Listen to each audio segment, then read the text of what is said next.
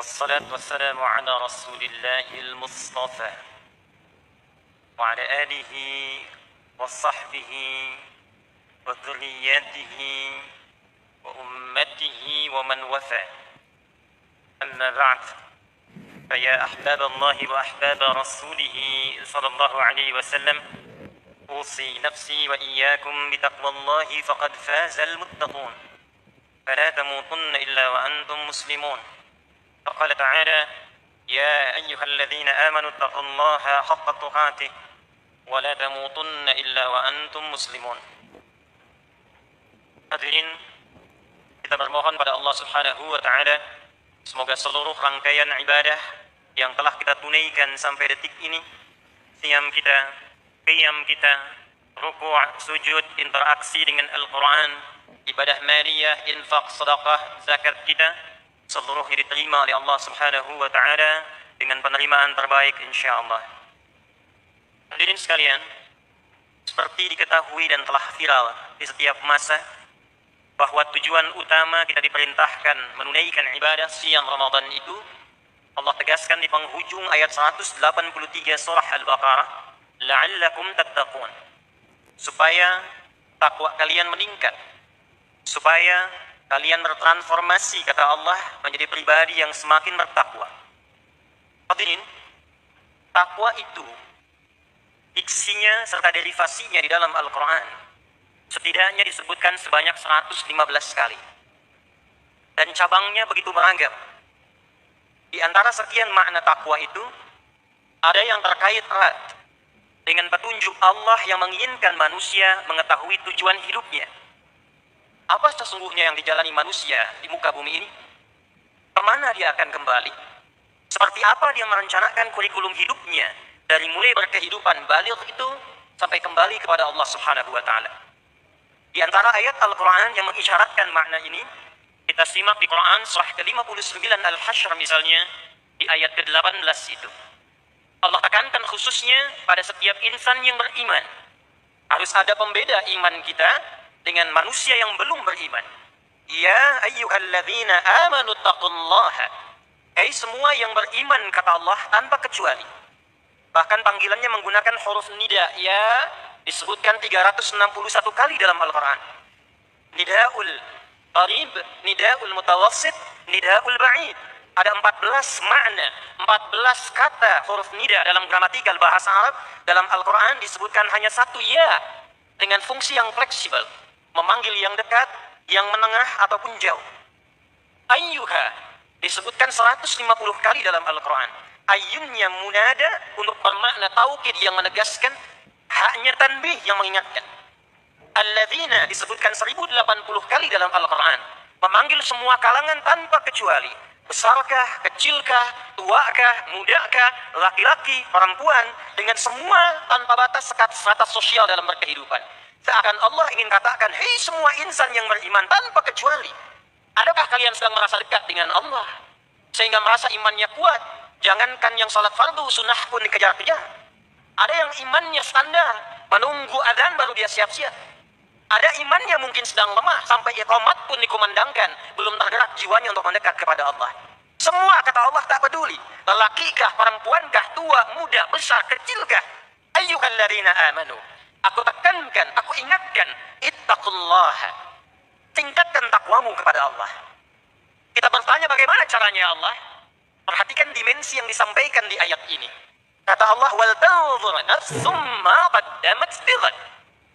Di antara cara meningkatkan takwa itu, ternyata kata Allah, lihat dirimu, persiapkan jalan hidupmu, lihat kurikulum dan tujuan hidupmu, persiapkan sampai engkau kembali kepada Allah Subhanahu wa Ta'ala. Di antara bagian takwa itu, hendaklah setiap diri, kata Allah, apalagi insan beriman, melihat dirinya, menata tujuan hidupnya, buat kurikulum hidup yang jelas sampai engkau kembali kepada Allah Subhanahu wa Ta'ala. Wal tanzur nafsum ma qaddamat lighad. Hadirin, kita kembali bertanya kepada Allah, ya Allah, bimbing kami, bagaimana cara memetakan hidup kami supaya benar sampai kembali kepadamu. Tunjukkan kepada kami seperti apa kurikulum hidup yang benar kami titi sampai pulang menghadapmu. Sehingga sampai malam ini kita bisa merenungkan Jangan-jangan sampai detik ini, di Ramadan kesekian dalam episode kehidupan kita, jangan-jangan tujuan hidup kita belum senafas dengan apa yang Allah inginkan. Belum terang seperti apa yang Quran bimbingkan. Maka kita bertanya, ya Allah, tunjukkan kepada kami seperti apa tujuan hidup yang benar itu.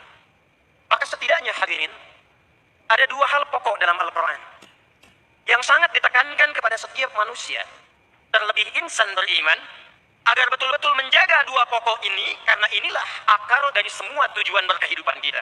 Tidak diciptakan manusia kecuali untuk mewujudkan dua tujuan pokok ini. Secara cepat dengan keterbatasan waktu kita, pertama Quran surah ke-51 Adz-Dzariyat di ayat yang ke-56. Allah berfirman, A'udzu billahi minasyaitonir rajim. Bismillahirrahmanirrahim. Wa ma khalaqtul jinna wal insa illa liya'budun.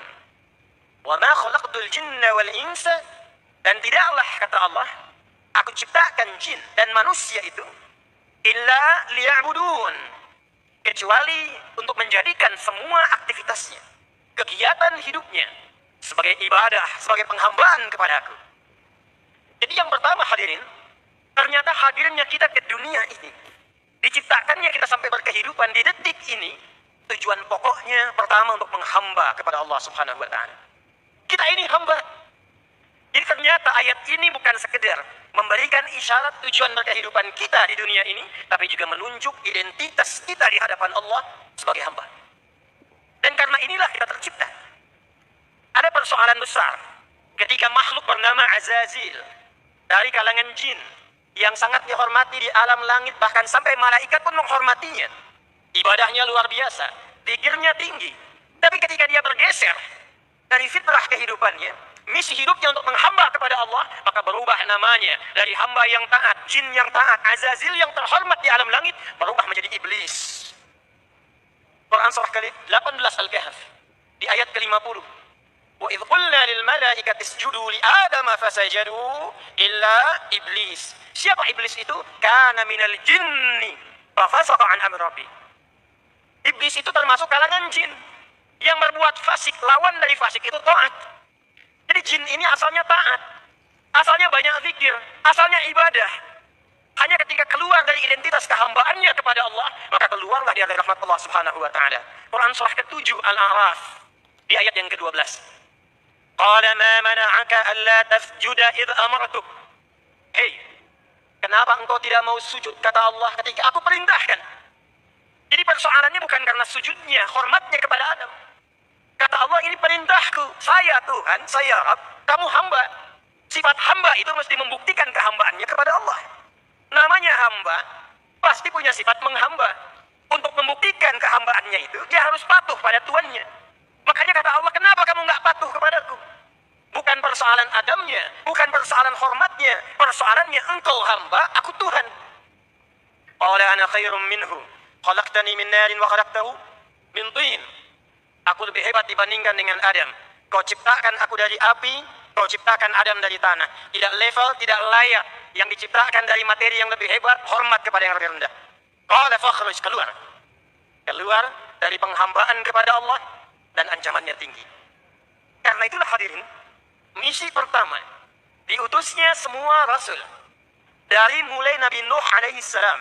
Karena Adam Nabi, Nuh diutus pada kalangan umat pertama. Sampai Nabi Muhammad SAW, misi yang paling utama, yang paling pokoknya, menerangkan, mengingatkan kembali penghambaan kita kepada Allah Subhanahu wa Ta'ala. Jangan sampai tidak sadar sampai detik ini bahwa kita itu hamba.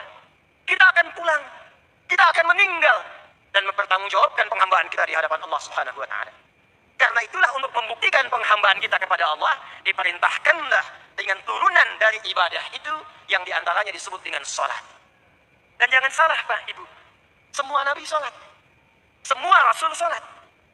Nabi Musa ketika diperintahkan oleh Allah saat menerima risalah, itu kalimatnya terikat penghambaan kepada Allah dengan sholat. Quran surah ke-20 Taha ayat yang ke-14. Innani anallah la ilaha illa ana fa'budni. Kata Allah, saya tegaskan saya Allah. La ilaha illa ana, gak ada Tuhan yang layak dipertuhankan kecuali saya. Ketika engkau mempertuhankan saya, kata Allah, engkau hamba. Fa'budni, maka buktikan penghambaanmu dengan menyembahku. Bagaimana caranya ya Allah? Wa aqimis salata li dzikri. Tunaikanlah salat supaya engkau ingat engkau itu hamba. Karena itu Nabi Musa salat. Nabi Isa salat. Wa ja'alani mubarakan aynama kuntu wa awsani bis salat. Nabi Zakaria salat. Quran surah ketiga ayat 38 sampai 39. Ayat 39-nya, fanadatul malaikatu wa huwa qa'imun yusalli fil mihrab. Nabi Ismail, kakek moyangnya Nabi Muhammad SAW ke-29 salat, bahkan minta keluarganya salat. Wa kana ya'muru ahlahu bis salat. Quran surah 19 ayat ke-55. Dan tahukah Anda, saya, kita semua, Nabi Muhammad SAW menerima perintah salat itu kalimatnya dengan hamba. Statusnya hamba bukan rasul. Statusnya hamba bukan nabi. Quran surah ke-17 ayat yang pertama. Subhanalladzi asra bi 'abdihi, bukan bi nabiyhi, bukan bi rasulihi, bi 'abdihi lailan minal masjidil haram ila al masjidil aqsa alladzi barakna haula. Karena itu di syarahnya Sahih Muslim nomor 162 itu perjalanan menuju Allah sampai menerima perintah salat untuk menegaskan status kita sebagai hamba. Karena itulah dalam salat kita menegaskan diri kita hamba. 17 kali kita bacakan iyyaka na'budu wa iyyaka nasta'in. Apa kaitan dengan siam Ramadan?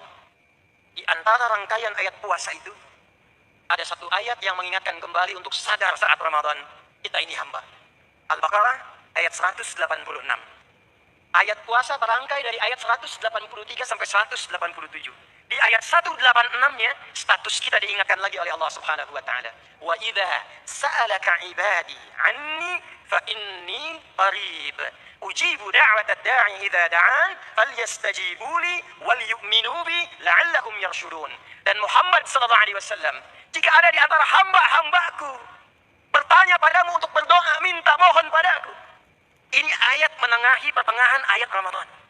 Seakan memberi pesan kepada kita sebagai penutup tausiah ini, coba renungkan diri kita sampai Ramadan ini. Temukan hakikat kehidupan kita. Jangan-jangan selama ini sukses dunianya, Masya Allah. Hartanya luar biasa. Ada yang menyebut dengan crazy rich. Mobilnya, rumahnya mewah, karirnya sukses, kedudukan tinggi. Tapi nggak sholat, nggak punya nilai di hadapan Allah. Anda ilmu tinggi, nggak sholat, nggak ada nilai di hadapan Allah. Jabatan tinggi, nggak sholat, nggak punya nilai di hadapan Allah. Karena itu setan, hadis Muslim nomor hadis 81 dari sahabat Abu Hurairah radhiyallahu taala anhu qala Rasulullah sallallahu alaihi wasallam idza qara ibnu adam as-sajdah fasajada i'tazala asy-syaitanu faqala wailul li. Di Sunan Ibnu Majah, wailah. Kalau ada anak Adam kemudian baca surat as-sajdah kemudian sujud dia, setan lalu menepi dan dia menangisi dirinya berkata, celaka aku, celaka aku. Umir ibnu Adam liyasjuda fasajada fadakhala al-jannah ay falahul jannah wa umirtu an asjuda fa ataitu fa alayya an-nar. Anak Adam disuruh sujud, dia sujud, selamat, dia masuk surga.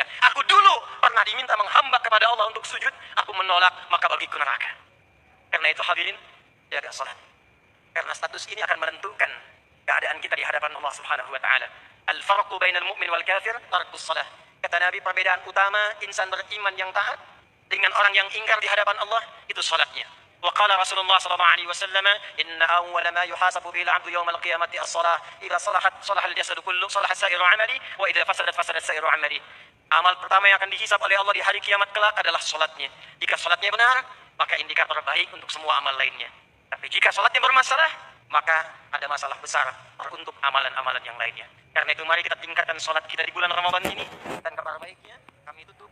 Nabi sallallahu alaihi wasallam menyampaikan dalam hadis sahih Muslim nomor hadis 700 yang ke-60, Al-Bukhari nomor hadis 1910, an Abi Hurairah radhiyallahu ta'ala anhu qala Rasulullah sallallahu alaihi wasallam, man shama ramadhana imanan wa ihtisaban ghufira lahu ma taqaddama min dhanbi, ay wa man qama ramadhana imanan wa ihtisaban ghufira lahu ma taqaddama min dhanbi.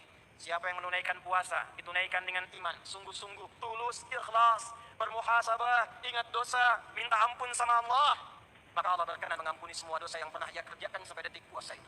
Siapa yang meningkatkan salatnya di malam Ramadan, bangun qiyam Ramadan, bertepatan dengan pembuka malam Al-Qadar, dan dia bermohon ampunan kepada Allah, tulus ikhlas, maka Allah berkenan mengampuni semua dosa-dosa yang pernah dia kerjakan sampai detik itu.